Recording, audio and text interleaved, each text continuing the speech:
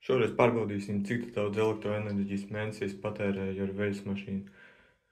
Kā iepriekšējās reizes uzstādīju šo gudro rozeti, kas arī fiksē elektroenerģijas patēriņu. Šoreiz gan tas jau bija kādu laiku atpakaļ, februārī, bet tas eksperiments būtību nemaina. Mana Beko veļas mašīna nav ar neko īpaša, vienīgais šī ir nedaudz šaurāka vai, varētu teikt, dziļumā viņa nav tik plata. Tātad viņa no sienas līdz priekšai ir tikai 50 cm, kurus standartā nāk 60 cm. Protams, kā jau visām veļas mašīnām, tā ir daudz dažādas programmas, dažādas uzstādījumus vēl var samainīt, bet, protams, kurš tad viņas visas izmanto? Es pārsvarā izmantoju šo te eko režīmu, tad tas ir arī visgarākais, 2 stundas 30 gandrīz, un es viņu izmantoju, jo viņi patērē vismazāk elektroenerģiju un arī vismazāk ūdeni, kā pēc tehniskajiem datiem rakstīts.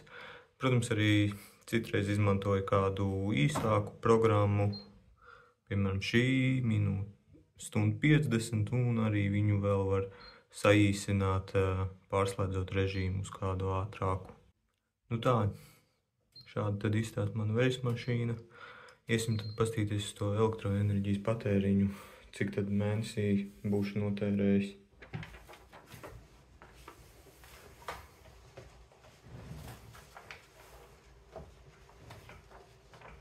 Nedaudz šoreiz arī spikeru vajag priekšā, lai neaizmirstu visu. Nu, kā var redzēt, februārī patēriņš bija 8,7 kWh. Sanācis, ka katru otro dienu ir darbināta veļas mašīna, jeb 14 reizes februārī.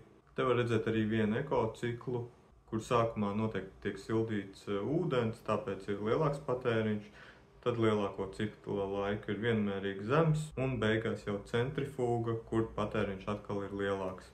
Mēnesī tika patērēt 8,7 kWh, ja atkal pieņemam, ka 1 kWh izmaksā 20 centi ar PVN, tad kopā mēnesī veļas mašīnas darbināšana man izmaksāja €74.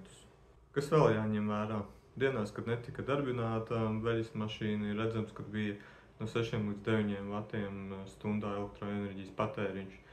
Tas varbūt nav liels, bet, ja ir iespēja, tad variet atvienot savu veļas mašīnu no elektropadeves, un tā kaut kādu mazumiņu ietaupīsiet. Ierakstiet komentāros, kādas vēl man vajadzētu mājas elektroiekārtas apskatīties, un tad tiekamies nākamajos video.